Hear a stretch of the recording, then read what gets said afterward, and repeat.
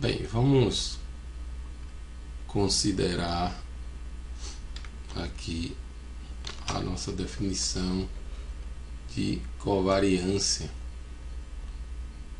Vou printar aqui para vocês. É um conceito de covariância que vai nos ajudar a entender, né, a definição aí, o resultado que envolve o estimador de mínimos quadrados no modelo de regressão linear simples, né? Então, olhando aqui a definição de covariância, né, considerando aqui x e y, duas variáveis aleatórias, né? E então eu posso definir a covariância de x e y como sendo o valor esperado do produto, né, das diferenças de cada do x a sua média e do y a sua média. Então x a sua média e o y a sua média. E aí faz-se o produtório, né, o produto, né, produto desses desvios. E o conceito é teórico aqui, porque isso se trata de uma esperança matemática, né? Como é que a gente enxerga na prática a covariância? Olhando aqui os dados, a covariância pode ser entendida, interpretada como sendo, né, estimada aqui pela covariância amostral, né? Então, dados, no caso aqui, os valores dos regressores, os valores da variável resposta. Então, e aí aqui eu estou considerando um modelo de regressão linear simples, em que o y depende do x por meio de aqui, conforme o livro, né, começa beta 0 mais beta 1, material que está no AVA, né, beta 1 xi mais a variável de erro é i. Então, em outros materiais você pode mudar esse indexamento aqui, começando em 1, 2, né, que não tem nenhum problema. Então eu estou enxergando aqui este modelo de regressão linear, estou assumindo aqui algumas hipóteses sobre os erros, né? Os erros, eles têm que ter um padrão regular. Em geral, os erros têm média zero, né? Os erros têm média zero, então, são distribuídos com média zero e variância constante, né? Variância do sigma i é uma constante positiva, né? E quando essa variância aqui é igual para todo mundo, a gente diz que o modelo é homocedástico, né? Então, a melhor suposição aqui que a gente pode fazer é assumir os erros com média zero e desvio padrão constante, né? Então, o modelo homocedástico, que se a gente incluir aqui uma distribuição normal para os erros, vai fazer com que o y seja também gaussiano.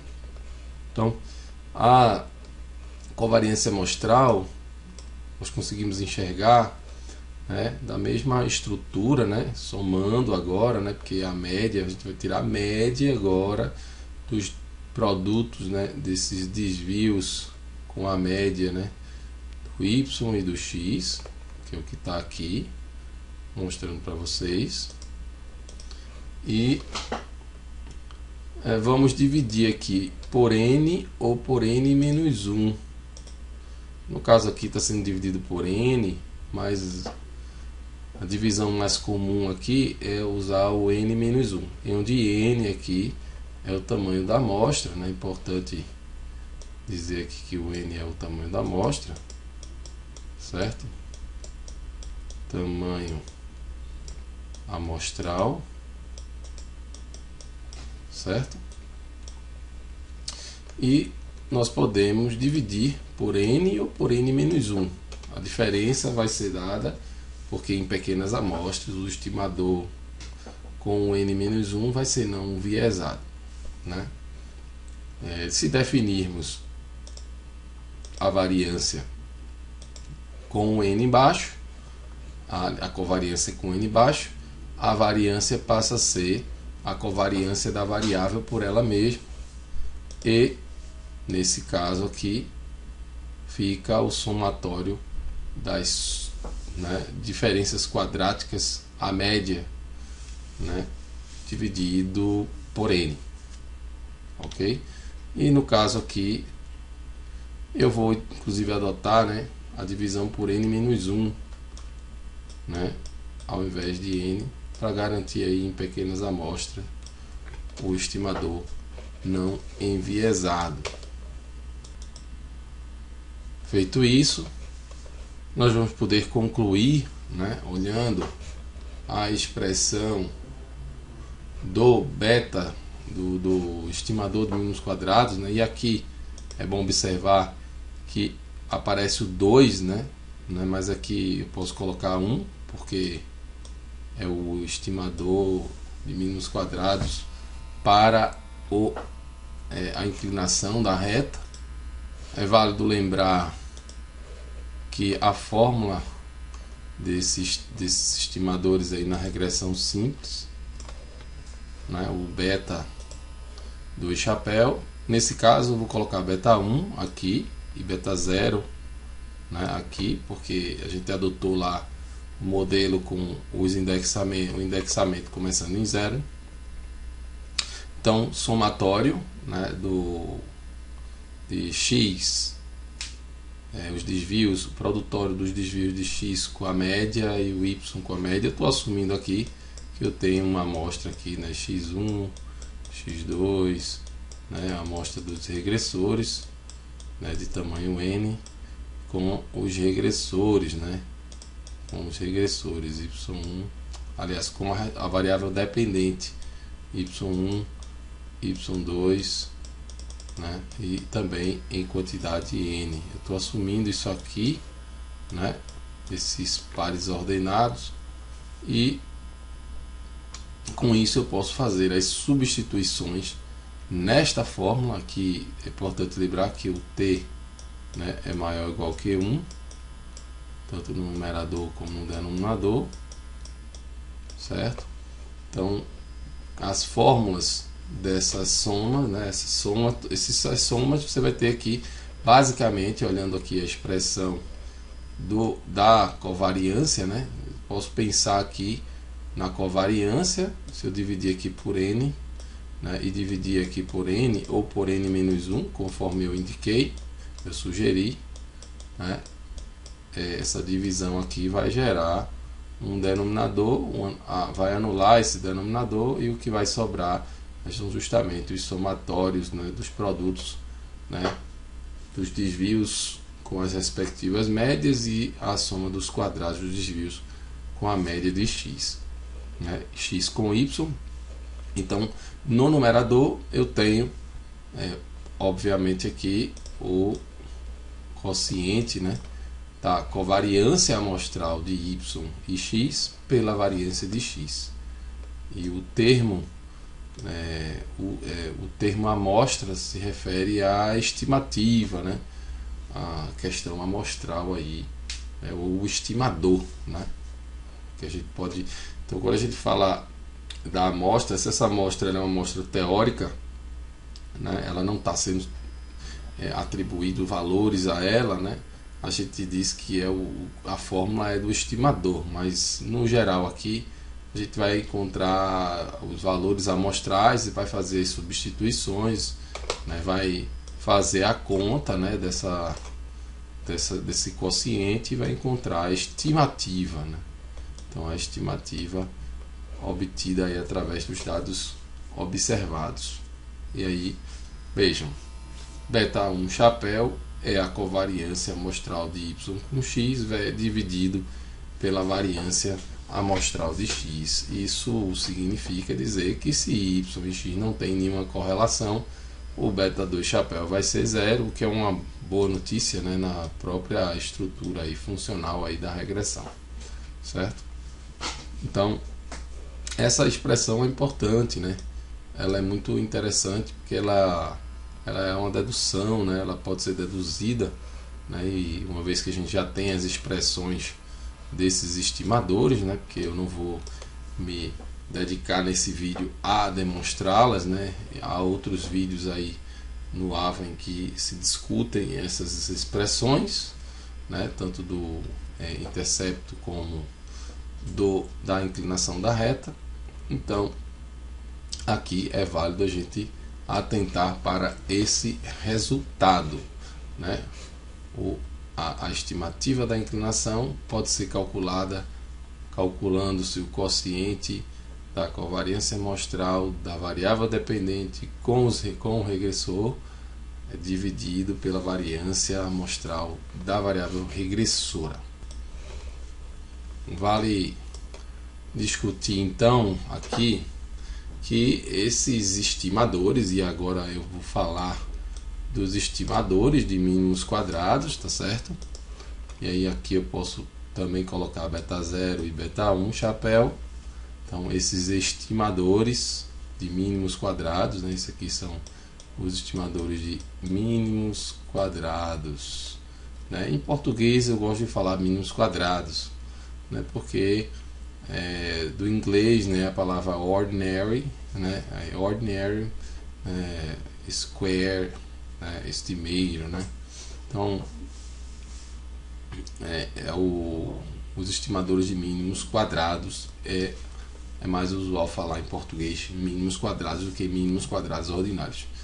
Mas enfim, o que acontece é que se o y tiver distribuição gaussiana, esses estimadores terão também distribuição gaussiana, certo? E à medida que o tamanho da amostra aumenta, que nesse caso aqui está o t, mas a gente pode usar a notação n, né? Mas enfim, o tamanho da amostra é gigante, né? Aumentando conforme o teorema do limite central. Aliás, o teorema central do limite. Na verdade, esse nome teorema central do limite não está muito legal aqui não. Eu vou trocar aqui por teorema do limite central, certo? Teorema do limite central, certo? É melhor essa palavra aqui, porque o limite é central, né?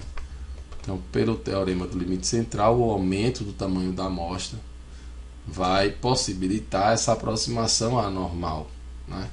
Isso é bom porque quando a gente fizer inferência intervalar, por exemplo, ou via teste de hipótese, vai nos ajudar a definir aí as regiões de confiança e os limiares críticos dos testes, certo?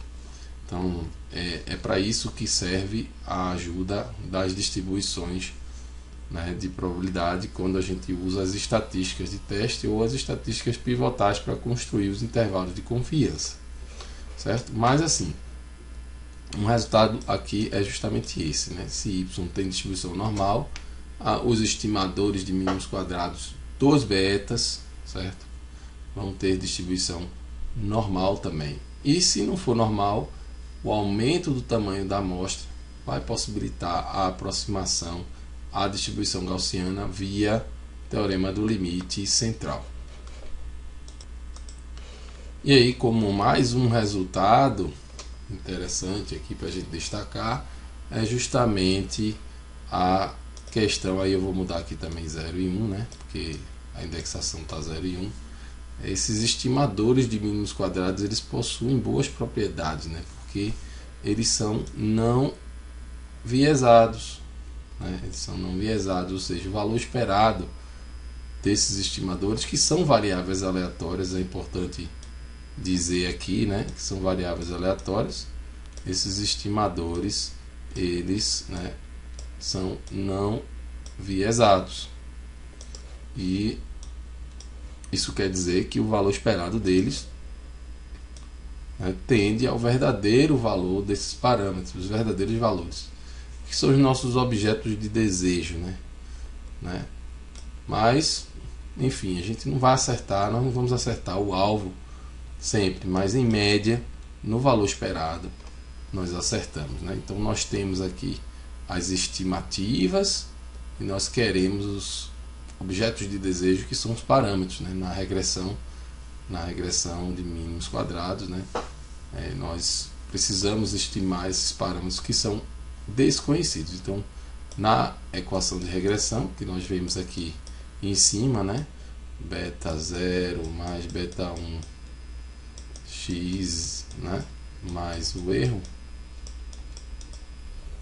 nós não conhecemos os betas, então precisamos estimá-los. Então, quando nós estimamos, né, os betas, aí vai aparecer uma coisa aqui, né, que são os resíduos, né, porque se eu passar aqui o chapéu, né, quando eu estimo, a gente coloca o chapéu para representar que está estimando, né?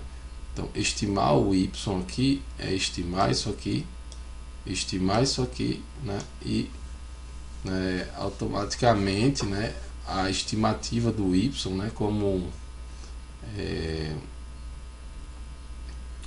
nós temos os erros com média zero, né? O objetivo aqui, né, na verdade, vai ser estimar essa reta de regressão, que é dada aqui, né, por esse preditor linear, tá certo? Esse preditor linear. Então, esse y chapéu aqui, a gente troca ele, né, e estima a média, né, a média do y.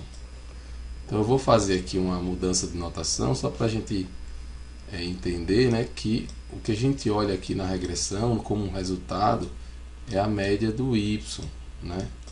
A média do y vai ser o beta 0 mais o beta 1 xi, certo?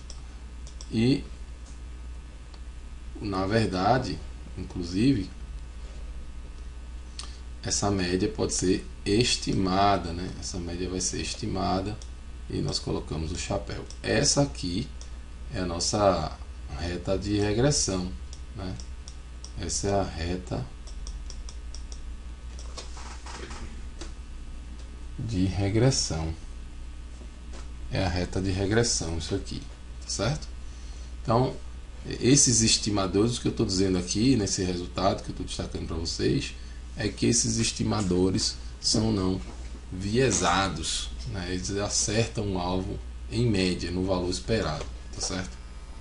Então, essa é uma observação importante.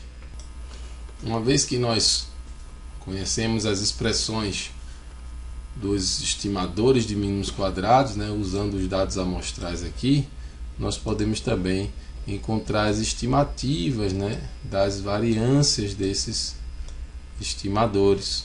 E aí isso vai depender aí da variância dos erros. Não sei se vocês estão vendo aqui, mas aqui a variância do erro está aparecendo aqui na expressão dessas variâncias, né? E veja que tudo depende, né?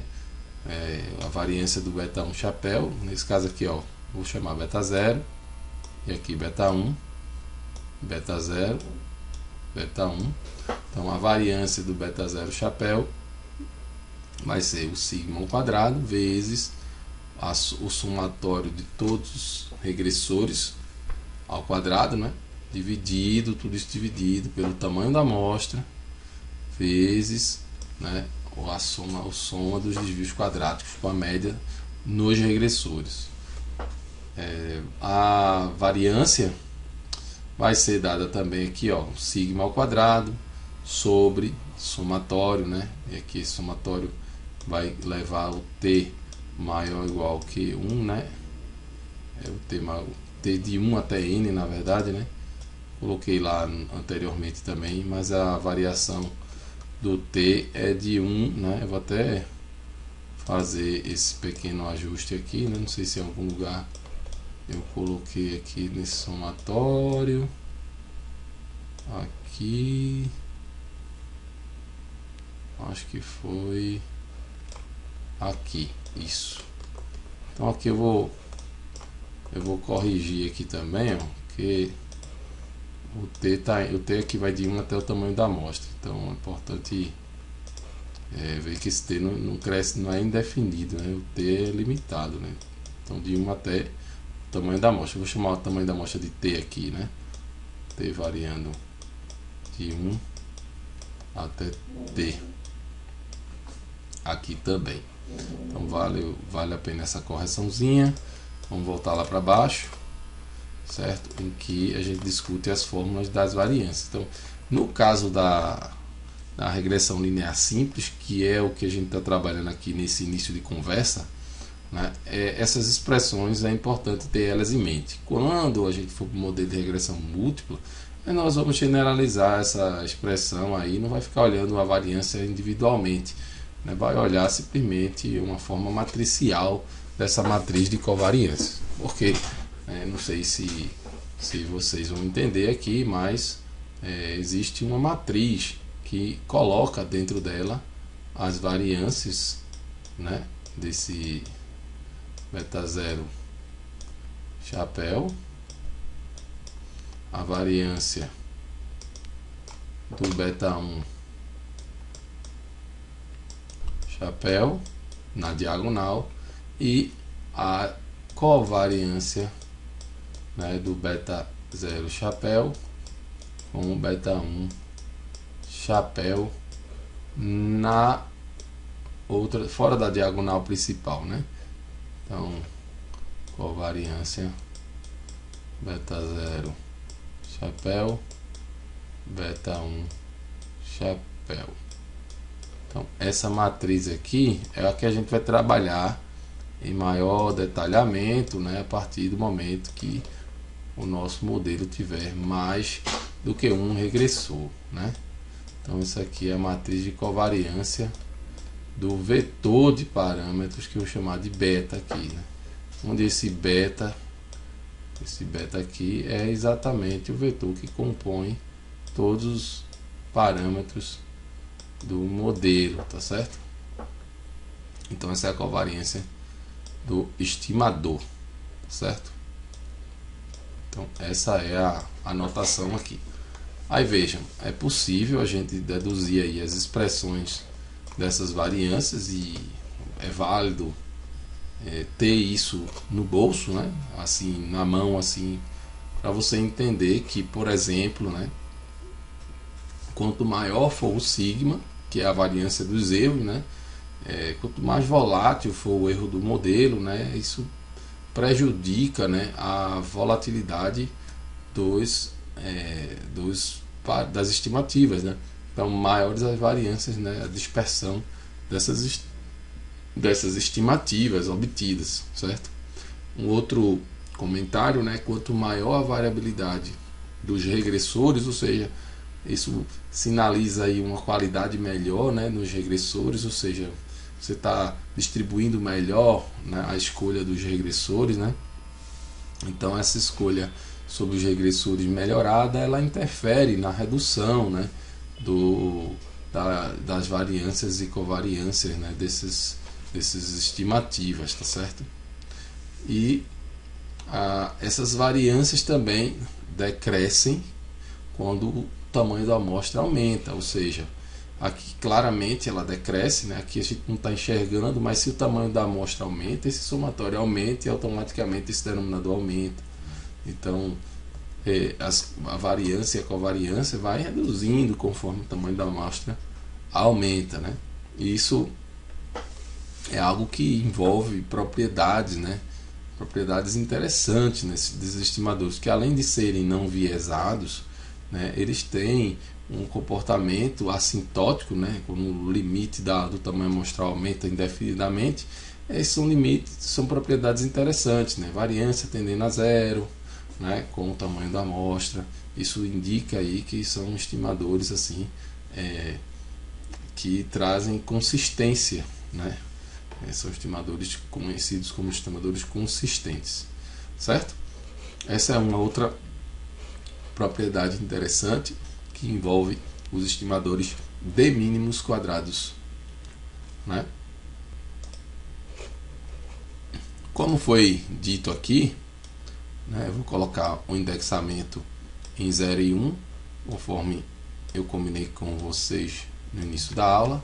Então, o erro do modelo é exatamente a distância, né, a diferença, né, não a distância, a diferença, né, entre o y, que é a variável observada, né, da variável dependente, o valor observado, e o preditor linear. Só que esse preditor linear precisa ser estimado, né? Então o erro é desconhecido. Eu sempre digo que o erro é o Gasparzinho, né?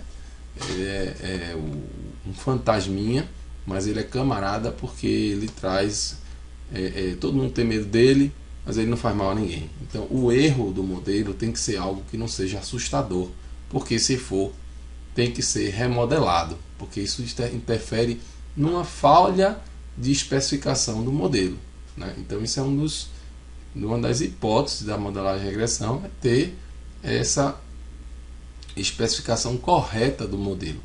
Então, se você tem um erro mal comportado, que não segue um padrão, que no mínimo seja algo tratável, assim, né, amigável, e uma das coisas importantes é que o erro tem média zero, né? Se ele tem homocedasticidade ou ele é heterocedástico, né, variância não constante, isso aí não é isso aí é tratável, mas o erro não pode ser o problema da modelagem, certo? E aí, quando nós estimamos o erro, nós encontramos aqui o resíduo, né, que é quem estima o erro. Então, colocando o chapéu nos betas, estamos pensando aqui no resíduo, e o resíduo sim é conhecido. O resíduo pode ser analisado para avaliar um diagnóstico, dar um diagnóstico sobre o ajuste do modelo, né? Então, olhar os resíduos é algo interessante na situação aí da modelagem, na seleção dos modelos, avaliar o resultado, a qualidade do ajuste. Um dos diagnósticos é através dos resíduos. Vamos olhar aqui então um exemplo aqui do que pode acontecer com esses resíduos, né? Então, o gráfico de resíduos, né, vai ser um gráfico que você vai comparar, né, os resíduos contra os valores ajustados. E aí os resíduos são plotados no eixo Y, né? Aqui vão vir os resíduos no modelo. Vamos ver os resíduos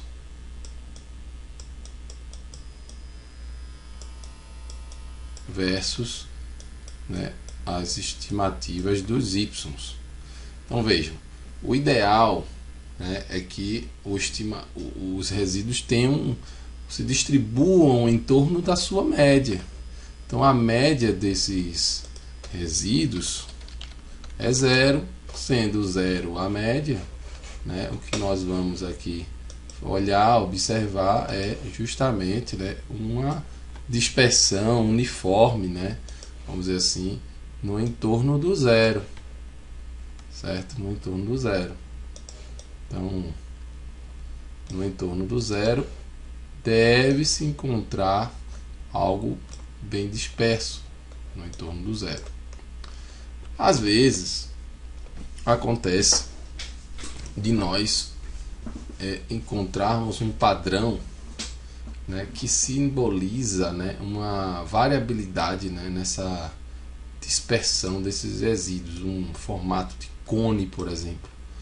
E nesse caso aqui eu tenho um exemplo, né, onde visivelmente aí através dos resíduos, e aí a gente precisa fazer testes de testes de heterocedasticidade, mas assim, isso é uma questão visual, que é o que a gente está discutindo aqui, né? Esses resíduos têm uma volatilidade, né, uma variabilidade, né? Quando eu falo volatilidade é dispersão, né, é desvio padrão, mas assim, vamos olhar a variância, né? O padrão de variância aqui não é constante, e aqui eu tenho um padrão, né, que a gente chama de heterocedástico, né? Um padrão é de heterossedasticidade. Heterossedasticidade.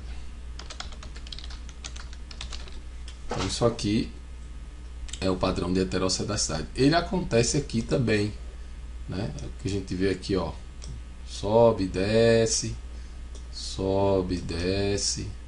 né? Ou seja, também nesse caso aqui heterossedástico.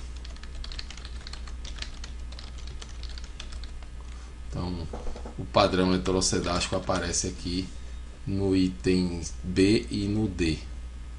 E aqui no outro item, uma das coisas aqui que acontece, né? Veja, o gráfico ele parece ter um padrão assim de não linear, né? Um padrão quadrático. Então isso aqui, né, é uma das coisas que vai nos dar a possibilidade de incluir termos quadráticos como regressores. Mais na frente, quando a gente estiver trabalhando com regressão múltipla, vai ficar mais fácil de fazer esse tipo de discussão aqui, tá? Mas enfim, os padrões, o padrão ideal, né, é esse aqui. Esse é o ideal, né? É o ideal, é o sonho de uma noite de verão, né? Aqui é tratável, né? Esse aqui precisa ter um cuidado maior com a especificação do modelo. Quando eu falo especificação, é a própria equação, né? Porque veja, a equação ali do y, né, que diz que é o y aí é beta 0 mais beta 1 x mais o erro, né? É exatamente nisso que nós vamos precisar mexer se houver uma falha de especificação, certo? Bem, então voltando aqui para a expressão das variâncias, né? O que acontece, né? O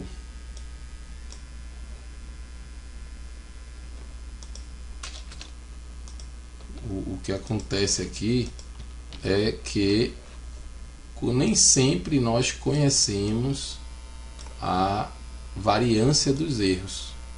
No caso dela ser constante, ou seja, estarmos trabalhando com o modelo homossedástico, então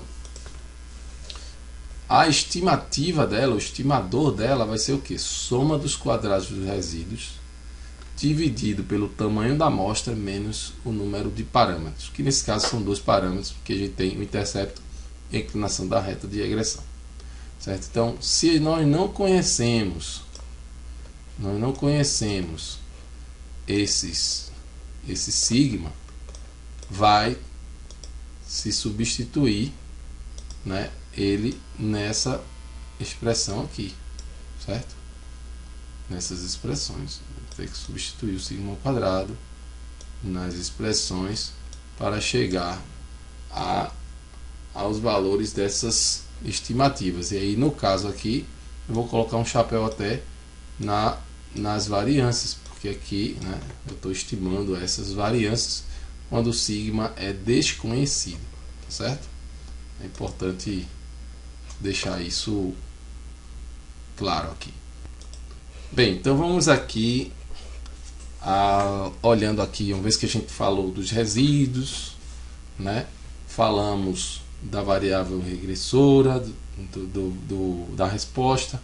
Agora nós vamos olhar as diferenças interessantes, né, que vão nos ajudar a construir uma medida de qualidade de ajuste no modelo de regressão linear. E aqui a gente vai tratar o caso da regressão linear simples, mas esse conceito se estende ao modelo de regressão linear múltipla, que nós vamos trabalhar mais adiante, tá certo? Então, observando aqui o gráfico, né, aqui ao lado, o que a gente pode destacar, né? Veja, essa diferença aqui é a diferença da observação y da variável resposta à sua média, ao seu valor médio amostral, certo? essa diferença ela está representada aqui, né? Aqui nessa distância, ó. Tá dando para ver aqui do lado. E perceba que aqui eu estou pegando o YI, que é o verdadeiro valor observado, ele está aqui, ó. Esse é o YI, certo? E estou olhando, né, a distância dele, o valor médio da variável resposta, que está tracejadinho aqui. Então eu estou pegando justamente esse segmentozinho aqui na vertical. E perceba que aí eu vou mudar a cor, que esse total aqui ele se quebra em duas partes, né? A primeira é observando a diferença do YI ao seu valor predito, né? Que é o que eu vou marcar aqui em azul. Perceba que aqui a reta de regressão, né? Ela está traçada aqui, a reta de regressão. Essa aqui é a minha reta de regressão. Essa é a minha reta de regressão, que está em azul aqui, está traçadinha em preto aqui. Então eu estou pegando, né, o YI menos o Y estimado, porque aqui, ó, eu estou usando o XI, né? Então no XI, né, no XI, o Y é exatamente Y chapéu I, certo? Então veja que um pedaço desse segmento vai ser exatamente a diferença entre o YI e o YI chapéu, né? E aí vamos olhar ela aqui nessa segunda parte.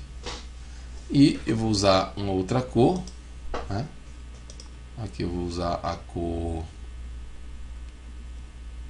vamos usar o preto, a verde, talvez seja melhor. Então essa outra cor você vai olhar o que? Vamos olhar a diferença do Y predito, né, ao valor médio, que é justamente essa alturazinha aqui. Então veja que a soma dessas duas coisas dá a diferença, né, do valor observado à média. Isso é uma forma geométrica de se enxergar essa soma, essa partição, né, dessa diferença nessa soma. E isso é útil porque uma vez, né, que eu olho assim essa diferença quebrada em duas partes, eu vejo que essa primeira parte confronta, né, o valor estimado com a média, né? O valor estimado com a média. E a segunda parte dessa soma confronta, né, o verdadeiro valor de Y com a sua predição, a sua estimativa, né? Se nós olharmos lá a equação da regressão, né, o YI, né, e olhando aqui isso em chapéu, né, o YI chapéu, né, menos, né, o beta 0 mais o beta 1 chapéu XI, né? Vou botar o chapéuzinho aqui. Isso aqui, né, olhando aqui, tirando o chapéu, desculpa, eu estou fazendo a diferença do Y, o verdadeiro Y, à sua estimativa, né? E isso aqui é o que a gente chama de resíduo, né? Resíduo do modelo. Então isso aqui é o que a gente chamou de resíduo, né? Resíduo, né? Resíduo I, certo? Olhando, a gente pode olhar aqui a fórmula novamente. Olha cá, veja a fórmula do resíduo, né? Que é justamente o valor observado menos o predito, né? Isso é o resíduo. Isso é o resíduo. Então uma parte, né, desse dessa soma se quebra numa parte residual. E a outra parte vem o que? Da regressão, né? Porque aí você está pegando a estimativa dessa média e usando o modelo de regressão e a média amostral, que é uma referência central aí desse y, né? Então você quer, o seu alvo aqui é a média de y, mas dentro da amostra você está olhando o que você está fazendo na predição, que é o que deveria acertar esse y chapéu, né? O y chapéu deveria acertar ali o y barra. Então isso aqui é uma diferença aí vinda da regressão. Então essa soma acaba sendo, se nós somarmos tudo isso aqui, né, em termos de i, ou seja, para cada elemento da amostra, nós vamos chegar a uma soma que vai representar aí uma medida, né? Vai nos ajudar a construir uma medida, né? Então estou passando aqui a soma aqui agora e observando, né? Observando que essa soma é uma, no caso aqui eu estou fazendo essa soma dos desvios quadráticos aqui, né? Essas somas quadráticas, né? Então estou pegando aquela identidadezinha aqui, estou elevando tudo ao quadrado, né? Os terminhos, né? Individualmente, obviamente, né? E estou fazendo o somatório, né? Disso aqui, né? Então isso aqui também vai acontecer, né? Embora que a gente intuitivamente não possa aqui fazer uma matemática, não necessariamente essa soma vai acontecer, né? Mas no caso aqui a gente vai conseguir quebrar, né? Partindo dessa ideia, fazer aqui as somas, né, desses quadrados, né? E isso vai resultar, né, em algo na mesma linha, né? Na mesma linha, ou seja, essa soma, né, na verdade é possível provar, né? A gente vai acabar conseguindo eliminar aqui, porque se elevar os quadrados vai fazer algumas eliminações aqui, e se fizermos o quadrado e somarmos no i, vai ser possível, né, mostrar que nós chegamos nessa equação aqui. Então, embora eu não esteja demonstrando aqui que se eu fizer essas operações aqui de quadrado nos termos e somatório, né,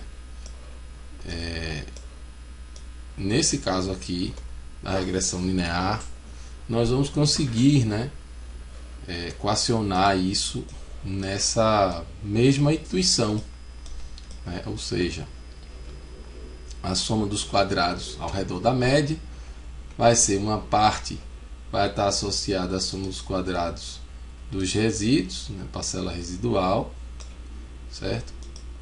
E a outra parte vai estar associada à regressão, a parte advinda aí das tentativas, né, de aproximar, né, o y chapéu com o y barra, né? Então a variância, né, ou seja, a parte explicada aqui, né, ou seja, porque isso a gente está montando a estrutura de variância aqui, né? A gente está montando uma estrutura de variância aqui. Então veja que se eu teria que dividir pelo n-1 aqui para essas coisas ficarem igual à variância, mas se eu fizer essa divisão aqui, né, n-1 fizer aqui, n-1 e fizer aqui, eu posso simplesmente multiplicar por esse n-1 e isso virá algo desnecessário de ser feito, né? Então fica só em termos dessas somas aqui. E aí onde é que eu quero chegar com isso? Vejam, nesse caso, essa soma, né, dos desvios com a média, que é uma coisa que dá uma ideia de variância, né? Ou seja, essa variabilidade explicada, né, pelo modelo, né, quando você usa a variância explicada, né, dos y com relação à média dele, né, média amostral, né, na amostra ali, você tem naquela amostra ali uma medida de o quão, né, essa regressão está trazendo, né, explicação, sendo explicada, né, parte dessa variabilidade sendo explicada o quê? Pelo modelo. Uma parte é explicada pelo modelo e a outra é uma parte incontrolável que vem dos resíduos, certo? Então, se eu quiser focar nessa medida aqui, certo? Eu posso dividir, vamos dividir toda essa equação pela soma dos quadrados totais, certo? Ou seja, eu vou dividir por essa parte verde. Então a equação vai ficar 1 igual, eu vou chamar essa soma aqui, né, de regressão. Isso vai estar dividido aqui pela soma quadrada total. Vamos chamar isso aqui de SST, certo? A verde, desculpa, vamos usar a mesma cor, né? Usar a mesma cor verde, SST. A vermelha vai ser SSR, de regressão, e essa azul aqui vai ser SSE, que é dos resíduos, certo? Lá no material vocês vão ver que a notação que é utilizada lá, né, é justamente a soma dos quadrados. Ele usa SQ, usa o termo SQ para denotar a soma de quadrados, certo? Aí acho que é SQ. Aí aqui posso botar SQT, SQRes, certo? De resíduo. Aqui SQReg, SQReg e SQT de total, SQ total, SQT. Acho que é assim que vem no material. Então veja que se eu dividir todo mundo pelo SQT, né, eu vou chegar a uma, né, ST mais, né, 1 vai ser igual, né, a o SSE dividido pelo SST, certo?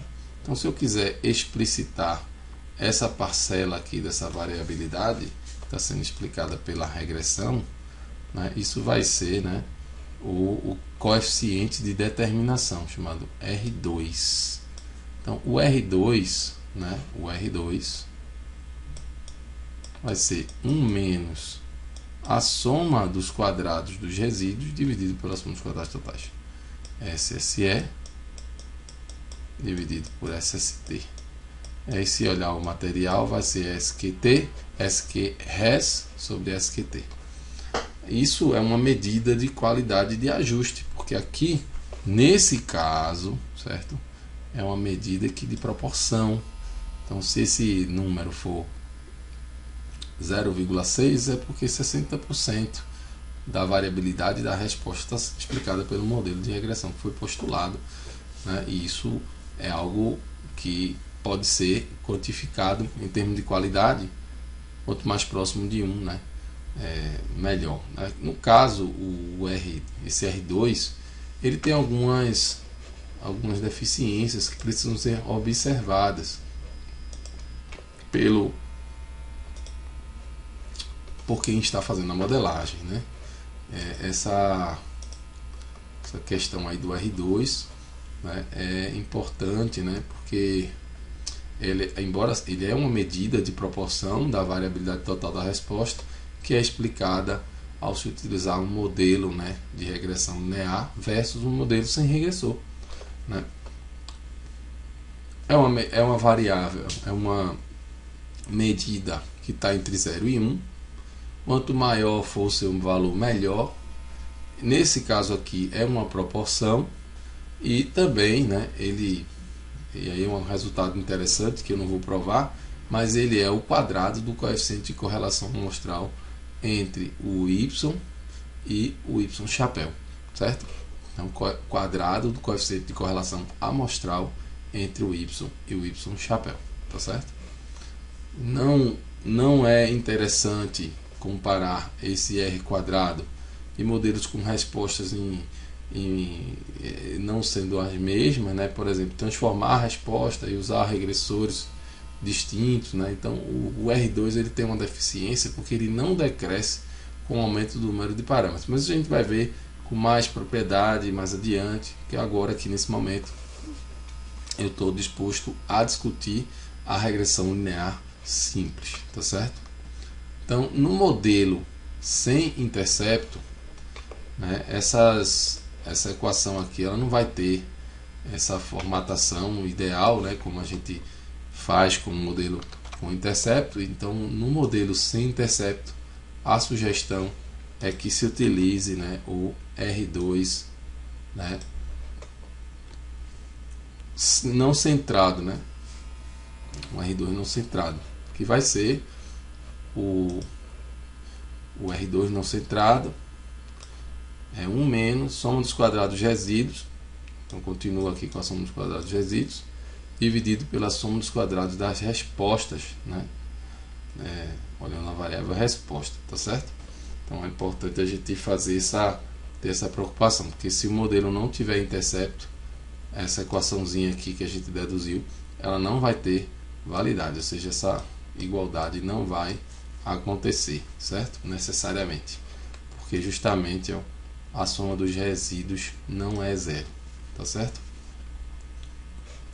Então essa observação aqui que eu quero fazer sobre o coeficiente de determinação. Um outro detalhe aqui, que os estimadores de mínimos quadrados, eles têm uma propriedade chamada blue, mas não é blue de azul, tá certo? Esse blue aqui é de best, o L é de linear,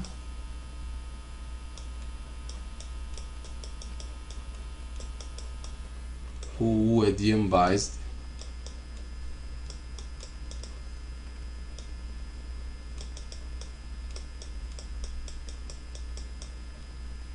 e o E é de estimator.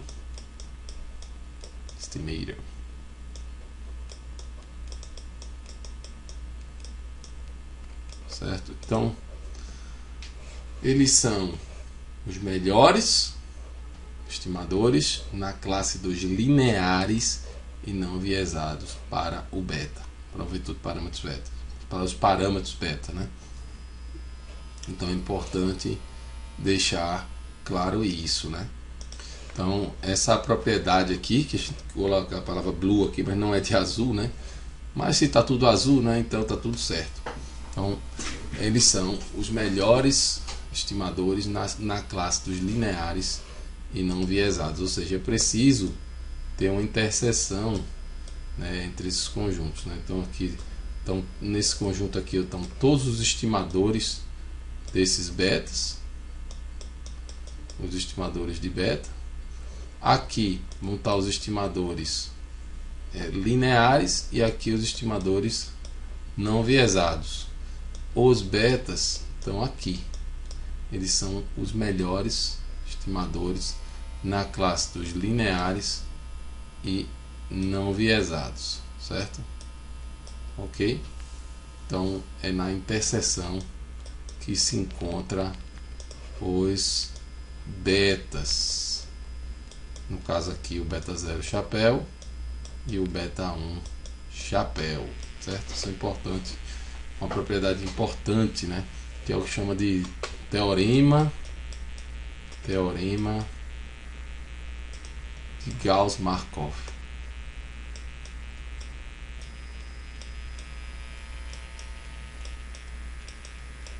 Teorema de Gauss-Markov,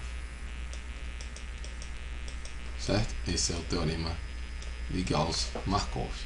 Voltando aqui para a discussão sobre aquelas somas de quadrados, né, eu posso então construir uma tabela, né, é chamada de tabela da ANOVA, ou tabela de análise de variância, certo?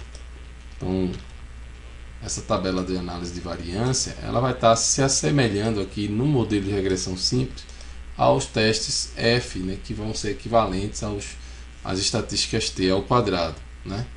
Então, pensemos aqui no seguinte: cada soma de quadrados dessa aqui, né, aí nós estamos analisando aqui, vamos supor que o y tem distribuição normal, né? Então essas somas de quadrados todas vão ter distribuição aqui quadrado, e cada uma com seus graus de liberdade. Nós já sabemos os graus de liberdade dos resíduos. Essa soma aqui vai ter o tamanho da amostra menos, no caso, o número de parâmetros em graus de liberdade. Nesse caso são 2 parâmetros, T menos 2. No caso, isso por quê? Que quando nós estimamos, né, o parâmetro, os 2 parâmetros, né, para estimar a reta de regressão, nós perdemos 2 graus de liberdade na estimação desses 2 parâmetros, que no caso são 2 aqui, porque o modelo tem 2 parâmetros, um do intercepto, outro da inclinação, ou seja, tem um regressor apenas. No caso de olhar a média, né, só estimar a média, né, você perde só 1 grau de liberdade, né, porque você está estimando só a média, um parâmetro, né, que é a média. Então você usa a média amostral. Então nesse caso você começa em T e você perde 1 grau de liberdade aqui, porque está estimando a média. Então aqui, ó, T menos 1. Bem, se aqui tem T menos 1, aqui e a soma desses dois tem que dar T menos 1, e aqui tem T menos 2, né? É porque aqui tem que ter 1 grau de liberdade aqui na soma dos quadrados da regressão, tá certo? Então, nossa tabela da ANOVA fica facinho de ser construída, certo?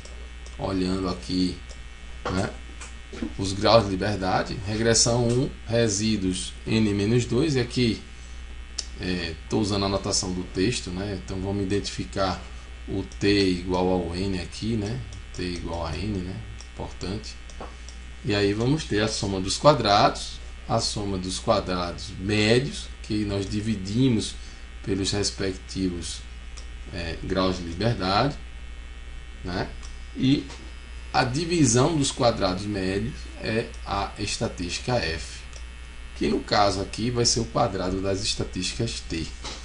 E aí a gente agora vai falar um pouquinho sobre a estatística T. Então a análise de variância, ela é justamente feita para isso, né? Você olha os testes, né? As estatísticas de teste F, elas podem ser vistas, né, como quociente, né, de quadrados médios, né, obtidos ali por essa fragmentação, né, que vai resultar também no coeficiente de determinação, né, na ideia do coeficiente de determinação, e também vai dar esse resultado associando aí as estatísticas de teste quando a gente testa a regressão conjunta.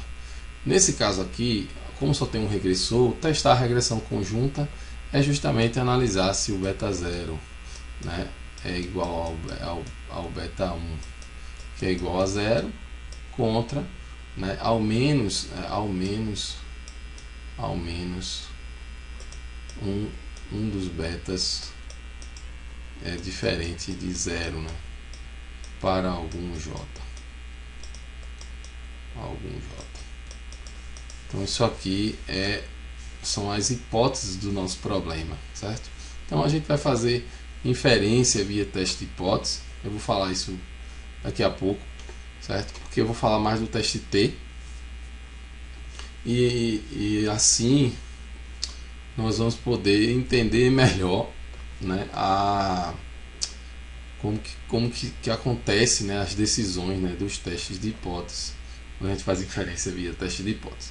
Então, olhando aqui, né, essa interpretação dessas somas de quadrados, eu já estou explicando aqui que isso vai bater na estatística F, que nesse caso a estatística F que é o quadrado das estatísticas T e tal, Mas assim, um teste de hipótese, basicamente, ele vai ter a seguinte estrutura, né? A gente vai ter a hipótese nula, né? E nesse caso aqui, eu vou formular um teste T, né? Um teste T para testar aí a significância de um beta individualmente, né? Então, eu vou pegar aqui o beta j, vou dizer, ó, esse beta j é igual a 0, contra a hipótese alternativa de que o beta j é igual a 1. É diferente de 0, né? Desculpa aí. Essa hipótese alternativa, o beta j é diferente de 0. Então veja, esse teste é um teste bilateral, né? É um teste que coloca na hipótese nula igualdade e na hipótese alternativa a diferença, né? Então eu tenho aqui as hipóteses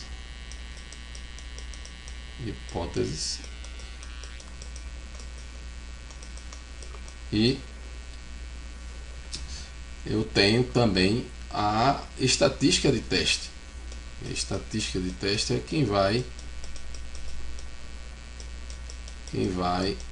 me fornecer evidências contra a hipótese nula. Porque veja, no modelo de regressão linear, nós começamos com o seguinte: bem, se eu quero dizer que o regressor afeta o y, então eu tenho que encontrar evidências de que aquele beta é diferente de 0.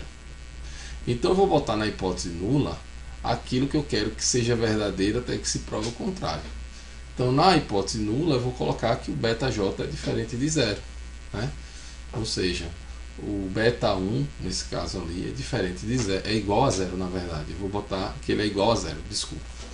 Então eu vou dizer que na hipótese nula o beta 1 é igual a 0. E vou encontrar evidências utilizando a estatística de teste, né, contra a hipótese nula. A estatística de teste aqui, ela vai pegar a estimativa do beta j, o valor do beta j sobre a hipótese nula, certo? Eu vou colocar aqui um H0 aqui, tá certo?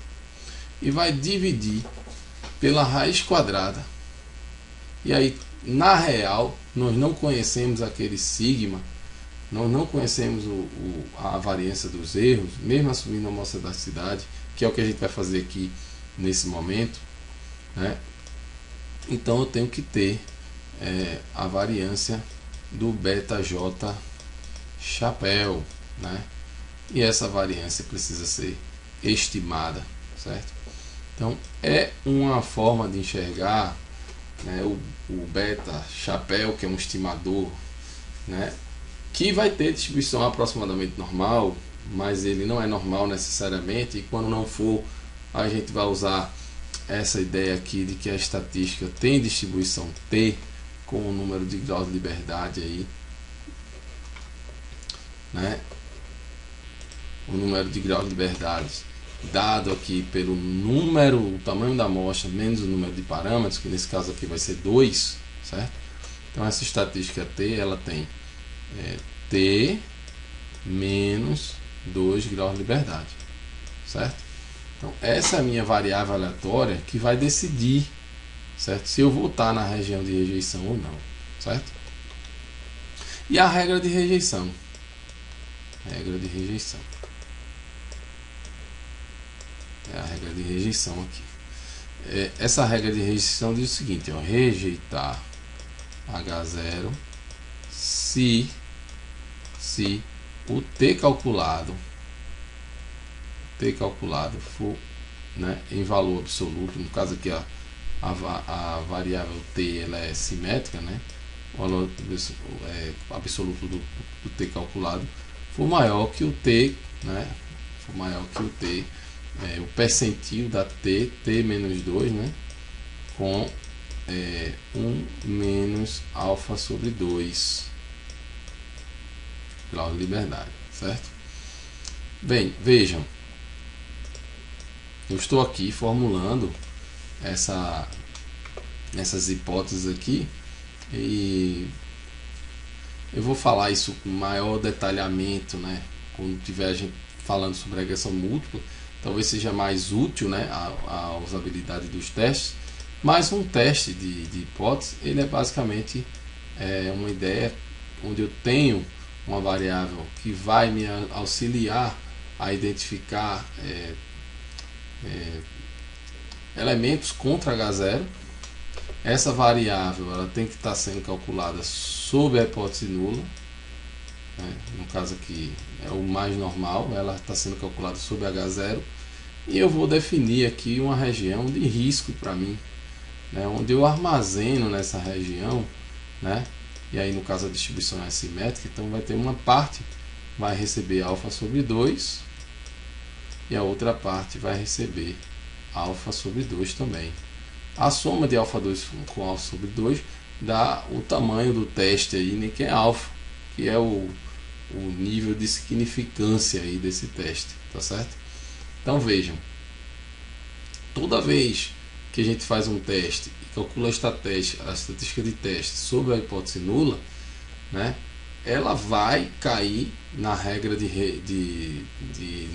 nessa áreazinha aqui com essa probabilidade de alfa sobre 2 em cada um dos lados, né, ou para um lado ou para o outro, ela vai cair com essa probabilidade. É o que vai acontecer na média, assim, né, no esperado, se o teste é bom e tal, tem tudo isso aí. E nessa região aí, esse alfa é a probabilidade de eu rejeitar a H0, dado que H0 é verdade. Então é um erro, né? É um erro que eu vou estar cometendo, porque inferência não é exata. Então eu tenho que separar essas regiões aí e colocar só aqui nessas regiões. Eu vou colocar a possibilidade desse erro, que é o chamado erro tipo 1. E esse erro tipo 1 vai permitir que a gente consiga dizer, ó, tantas vezes essa estatística vai cair nessa região aqui. Então, se eu calcular ela usando os dados, né? Se eu calcular ela usando os dados, eu tenho que encontrar a estimativa do beta, tenho que encontrar a estimativa dessa variância, tirar essa raiz quadrada, calcular essa estatística, que vai ser o meu T-calc, e em cima disso eu vou comparar ela com um valor T, né, que vai ser vindo tabelado, né, enfim. Essas coisas com maior detalhamento a gente vai discutir mais a posteriori quando tivermos trabalhando com a regressão múltipla, tá certo? Então isso é uma forma de fazer inferência, né? Inferência via teste de hipótese. E também usando a estatística T, nós podemos construir as estimativas intervalares, né, para os betas, né? Então aqui eu vou colocar aqui os intervalos de confiança para os betas, né? O beta 0, o beta 1 também, né? Isso aqui vai valer para o beta 0, o beta 1 também. Aqui o beta 1. Essas fórmulas estão todas aí no material. E esse elemento dp aí é o desvio padrão, né? Então o que vai aparecer aqui é o desvio padrão. Também tem as fórmulas, né, dessas estimativas, né, do preditor linear e de um valor dessa observação, né? Também coloco, tem lá no material as estimativas intervalares, né, para o YH, né? É sempre assim, né? Olhando usando o desvio padrão e o percentil da distribuição T de student, certo? Então tem essas fórmulas aqui, né? Esses dois intervalos aqui a gente pode ter umas formulazinhas que envolvem, né, as variâncias para encontrar esses desvios padrão, né? Então aqui, olha só, intervalo de confiança para o beta 0, né? um grau de cobertura 1 menos alfa. E aí estou garantindo que com 1 menos alfa probabilidade, o verdadeiro valor de beta está ali. Então veja que é estimador de mínimos quadrados, mais ou menos, percentil da t, e aí a gente vai usar aquela ideia, né, do t a 1 menos alfa sobre 2, n menos 2, porque aqui no caso são dois parâmetros, e o desvio padrão, né, que é a raiz quadrada da variância estimada, né, isso aqui, ó, variância, é isso aqui, ó, variância do beta zero, chapéu, estimada. Isso aqui é esse dp chapéu, né, esse dp chapéu aqui, certo? Então é usar, né, os valores todos obtidos usando a amostra, né, os elementos amostrais. E aí aqui também, ó, no caso desses intervalos aqui para o YH e para a média de YH, né, aí você veja que eu vou usar sempre, né, o Y chapéu H e mais ou menos, né, o quantio da T vai ser a mesma ideia, né, e o desvio padrão dessas estimativas aí desse Y chapéu H e do Y chapéu estrela, que um é a observação e o outro é a média, tá certo? O outro é a reta de regressão aqui, na verdade, calculada em um dado X, certo? E aqui é o valor observado da variável resposta para um dado valor de X, tá certo? Então tem essas fórmulas aqui, e nessas fórmulas dessas variâncias, eu vou colocar aqui para vocês, né?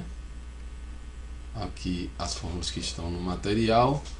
No caso, o intervalo com a média, ele é um pouco menor do que com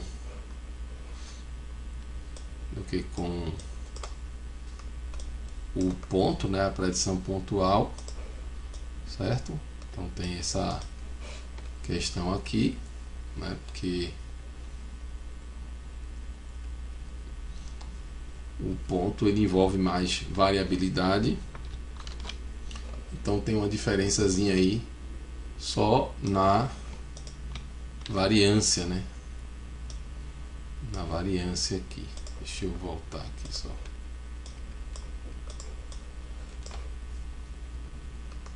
Vamos pra cá.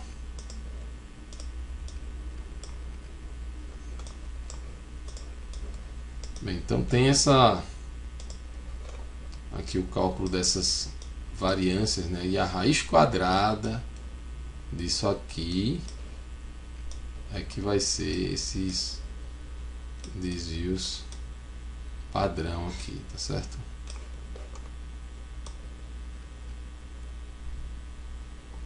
Aí veja que no cálculo desse desvio padrão você tem o X, tem a média de X, né? Você tem o tamanho da amostra, tem a soma dos quadrados dos resíduos.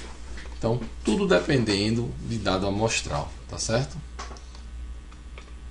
E na fórmula do desvio padrão ali do beta, né, a gente vai usar aquelas expressões que eu mostrei aqui no início do vídeo, né? Cadê, onde é que estão elas? Deixa eu achar. Aqui, né? Tirando a raiz quadrada dessas quantidades, né? Passando aí raiz quadrada aqui para encontrar o desvio padrão, né?